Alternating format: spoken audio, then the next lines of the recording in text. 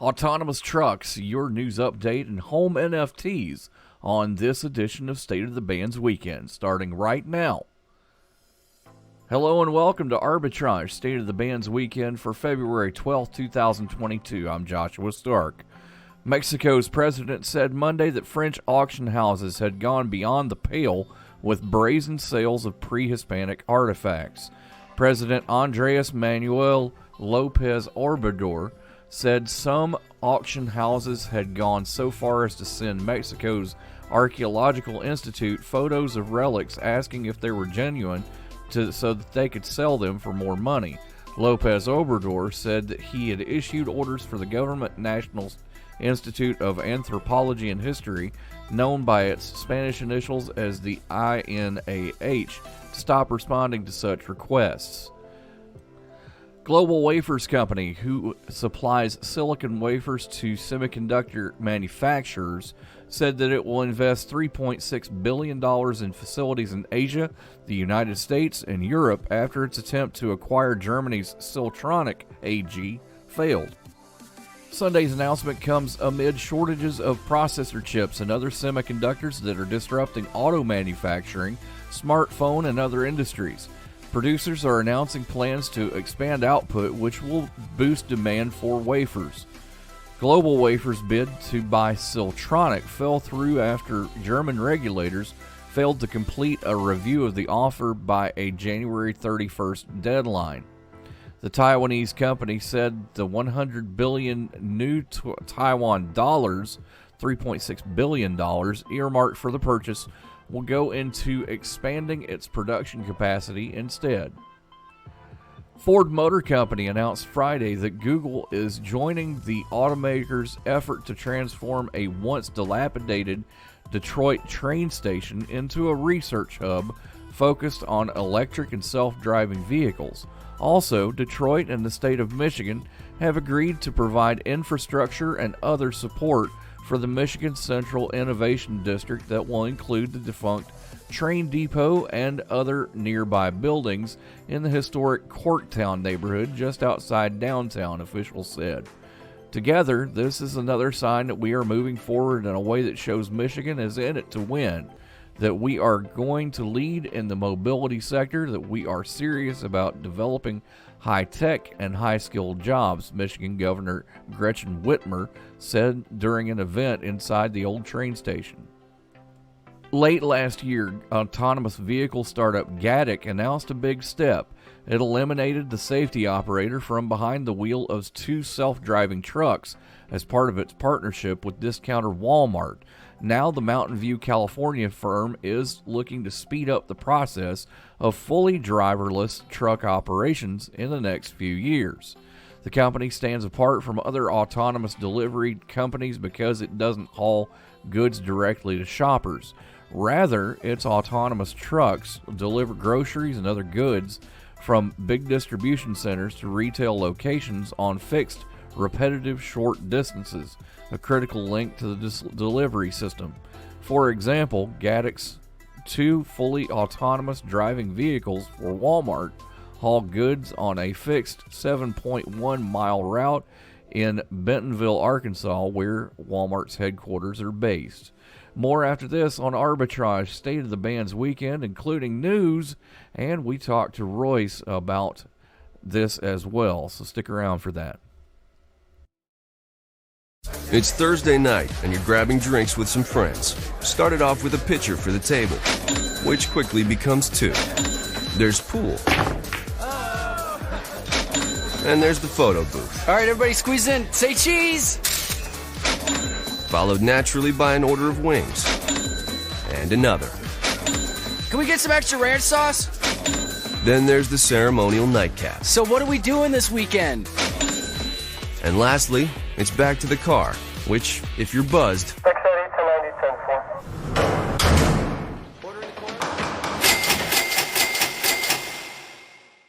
could be the most expensive night of your life. Getting pulled over for buzz driving could cost you around $10,000 in fines, legal fees, and increased insurance rates. Nothing kills a buzz like getting pulled over for buzz driving, because buzz driving is drunk driving. Brought to you by the National Highway Traffic Safety Administration and the Ad Council. This week's State of the Bands blog includes frogs, snails, and mice tails. Oh my.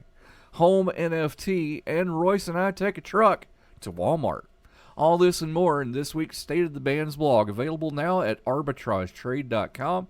Now let's go to the Chief Executive Officer of Arbitrage, Mr. Royce Wells, for more. Royce, how about some escargot? I like snails. We're about to break for lunch. How about frog legs? I'm from Louisiana, so far you're still talking my language. I know, that's what I'm saying. What about mice tails? Nope, I don't eat Nutra. There we go. There we go. All right. Well, we've got three kind of small stories here that are put together because they're great scientific breakthroughs that involve these guys. So I heard about the mice that basically got reanimated. Tell me about that a little bit. Yes.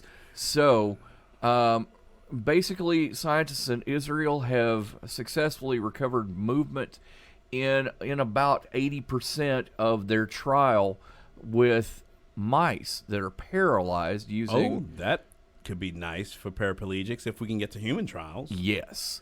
Using spinal cord implants, they have recovered movement in about 12 to 15 mice, and if that's not 80%, you know why I'm not on the finance side of this place. Anyway. Yeah, that's 80%. You're good. So a completely different group of scientists in Tufts University have done the same thing with amputated limbs of frogs. This is ridiculous. But frogs regrow their legs. How is that big news? So it's big news because they can't grow the Wait, an amphibian that back. can't regrow? That's new to me. This specific frog, it's an African clawed frog, cannot regrow limbs. Oh, okay. So we've got mice regrowing spinal cords. We've got frogs regrowing limbs. All right, so what happened with the snails then? What? Oh, the snails. This is pretty cool. The snails in 2018, by the way. It's a little dated, but it's still pretty cool. So basically, and this is verbatim, they shocked the mess out of a group of snails, okay? Wow, okay. Extracted their RNA from their nervous systems and placed that RNA into fresh snails that hadn't been shocked. When stimulated, not shocked, but stimulated, these snails acted like they were shocked. Oh, that has a whole lot of implications. So we've got a few things going on here, and it's really cool to see these scientific discoveries being made. But if you could think about this in this way, we could almost recreate ourselves and implant our memories into these recreated bodies. So wait, you're telling me the snails actually retain the memories of the previous snails? Correct, sir. Correct. I'm going to live forever. So we can regenerate. We can regenerate limbs. We can fix our spinal cords, and we can live forever. Yeah, and remember it all. That's scary. Yeah, you remember Dollhouse, don't you? Yes. That's exactly where this is going. Yep, absolutely. And we're going to keep an eye on this because it's really cool technology, right? Yeah, I want to see what happens. More after this on Arbitrage State of the Bands Weekend. Stick around. Hi, we're the Goo Goo Dolls. We're fortunate that we can give our daughters everything they need to grow and learn. But not every child can focus on classes and play dates. Nearly 13 million kids in the U.S. face hunger. That's 1 in 6. School lunch might be their only meal each day, and it's heartbreaking to imagine any child going to bed hungry. We're dreaming of a perfect day when kids can smile, play, and just be kids without worrying about where their next meal will come from. Feeding America is working to make that perfect day a reality. Each year, the Feeding America network of food banks rescues billions of pounds of good food that would have gone to waste. That food is given to families and children in need. Being a kid should be about doing things that make an ordinary day extraordinary. Learning to play an instrument, building a sandcastle, hosting tea parties. Hunger should never be an obstacle to growing up. You can help end childhood hunger in your community by visiting feedingamerica.org. Brought to you by Feeding America and the Ad Council. News Corp, publisher of the Wall Street Journal, said Friday that it had been hacked and had some data stolen from journalists and other employees, and a cybersecurity firm investigating the intrusion said Chinese intelligence gathering was believed behind the operation. The Journal, citing people briefed on the intrusion, reported that it appeared to date back to February 2020 and that scores of employees were impacted. It quoted them as saying the hackers were able to access reporters' emails and Google Docs, including drafts of articles. News Corp, whose publication and businesses include the New York Post and Journal parent Dow Jones, said that it discovered the breach on January 20. It said customer and financial data were so far not affected and company operations were not interrupted. But the potential impact on news reporting and sources was a serious concern. News organizations are prime targets for the world's intelligence agencies because their reporters are in constant contact with sources of sensitive information. Journalists and newsrooms from Mexico and El Salvador to Qatar, where Al Jazeera is based, have been hacked with powerful spyware. Mondiant, the cybersecurity firm examining the hack, said in a statement that it assesses that those behind this activity have a China nexus, and we believe that they are likely involved in espionage activities to collect intelligence to benefit China's interests. The timing of News Corp's announcement, including in a regulatory filing Friday, coincided with the opening of the Winter Olympics in Beijing, to which foreign athletes and journalists were advised to keep burner phones and sanitized laptops to protect against cyber espionage. In the regulatory filing, News Corp said that it had discovered in January that one of its technology providers was the target of persistent cyber attack activity. It did not elaborate.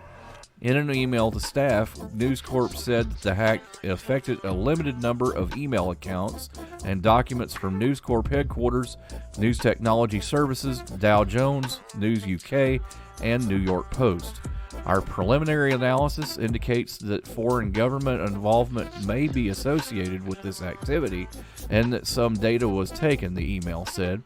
Our highest concern is the protection of our employees, including our journalists and their sources, it added, saying that it believed the threat activity is contained.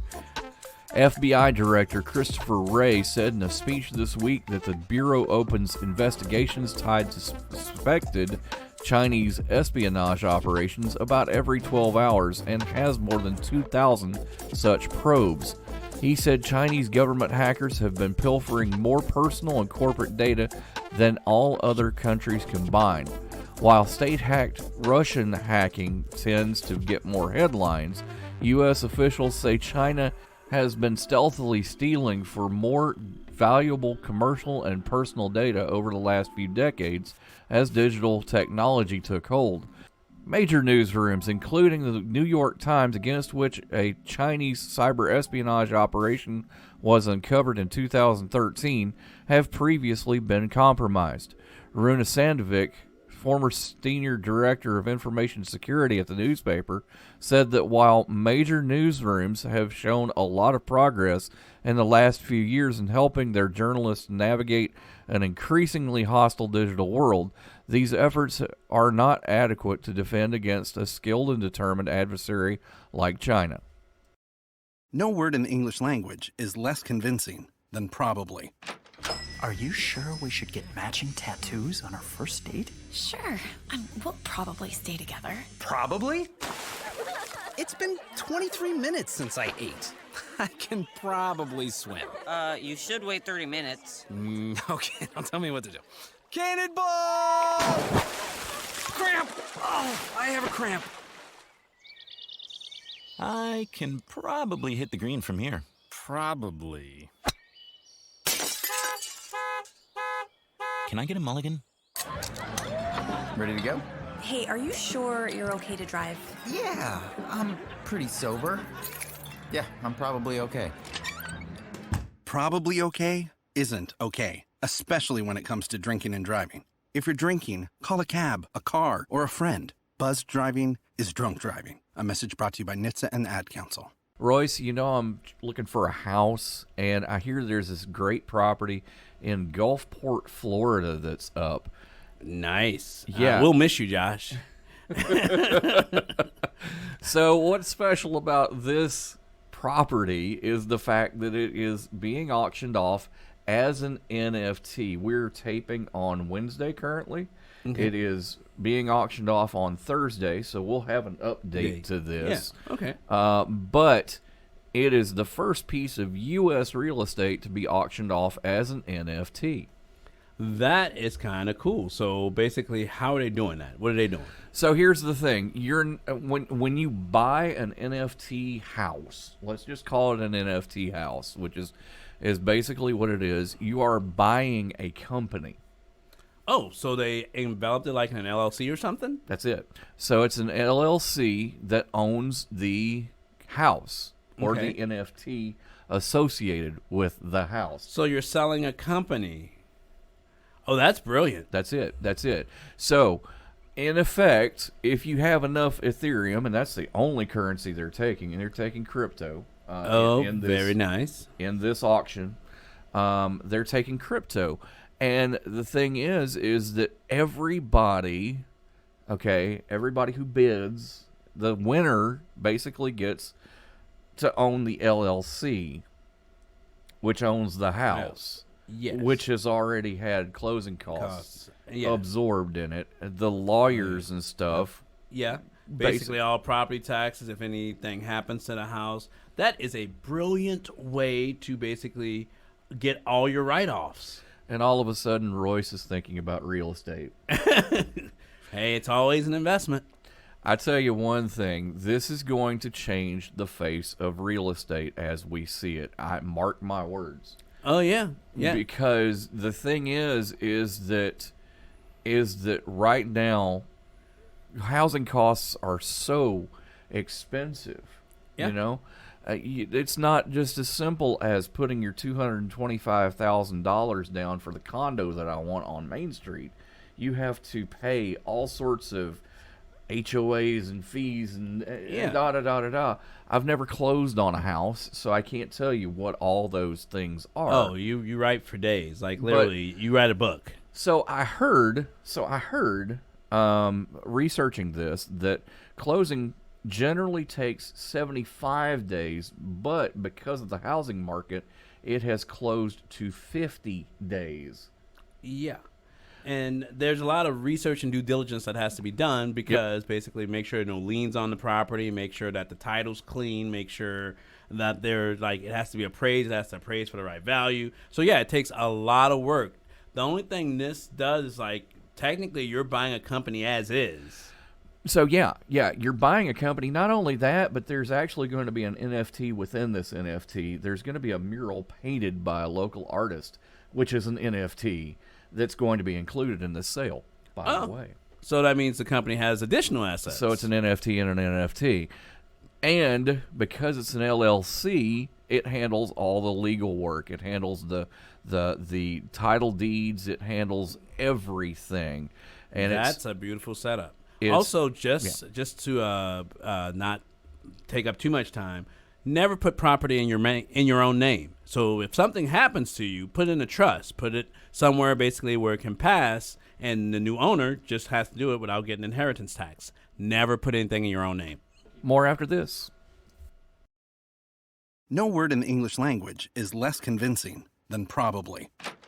Are you sure we should get matching tattoos on our first date? Sure. We'll probably stay together. Probably? It's been 23 minutes since I ate. I can probably swim. You should wait 30 minutes. Okay, now tell me what to do. Cannonball! Cramp! Oh, I have a cramp. I can probably hit the green from here. Probably. Can I get a mulligan? Ready to go? Hey, are you sure you're okay to drive? Yeah, I'm pretty sober. Yeah, I'm probably okay.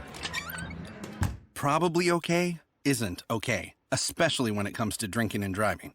If you're drinking, call a cab, a car, or a friend. Buzzed driving is drunk driving. A message brought to you by NHTSA and the Ad Council. Fly high with these picks, traders, on Winners and Losers Aerospace Edition. This winter, up 12%, designs, engineers, manufactures, repairs, overhauls, and distributes aero structures, aircraft components, accessories, sub-assemblies, and systems worldwide. It operates in two segments: Triumph Systems and Support and Triumph Aerospace Structures.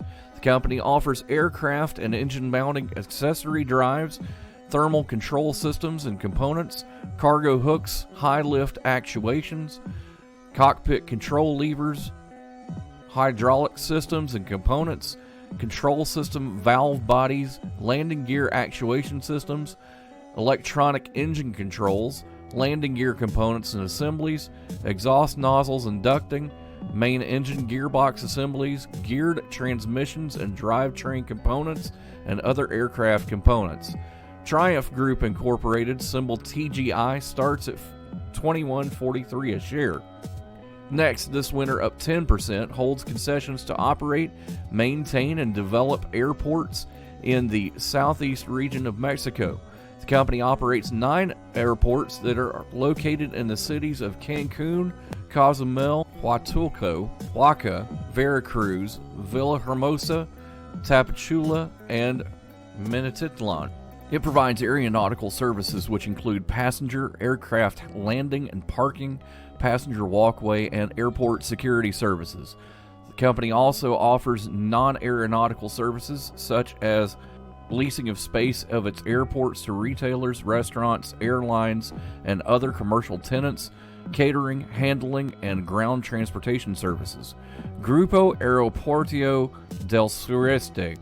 And this winter, up 9%, designs, develops, manufactures, sells, services, and supports commercial jetliners, military aircraft, satellites, missile defense, human space flight, and launch systems and services worldwide. The company operates through 4 segments: commercial airplanes, defense, space and security, global services, and capital. The commercial airplane segment provides commercial jet aircraft for passenger and cargo requirements, as well as fleet support services.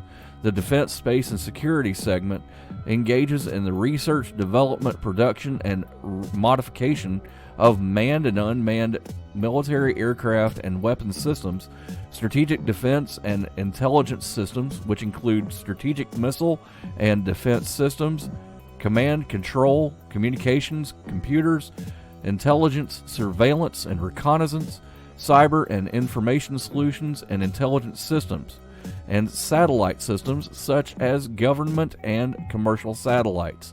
Boeing Company, symbol BA, starts at $202.48 a share. Losers this week, just one, down 4%. This loser designs, develops, manufactures, and sells aircraft and systems in Brazil, North America, Latin America, the Asian Pacific, Europe, and internationally. Embraer, symbol ERJ, starts at $15.76 a share. Winners and Losers is provided for informational purposes only and does not constitute advice in trading. Percentages and stock prices were current as of time of recording. Arbitrage Trade Analytics LLC is solely responsible for the content of this podcast, but you should seek out the assistance of a licensed professional for investment advice. More after this on Arbitrage, State of the Bands Weekend. Stick around. It's going to be fun, I promise. Royce, let's go to Walmart in a big truck.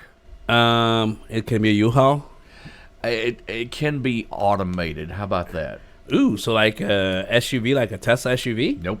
Oh. We're talking big, huge trucks here. Okay. Are you talking about Gatik?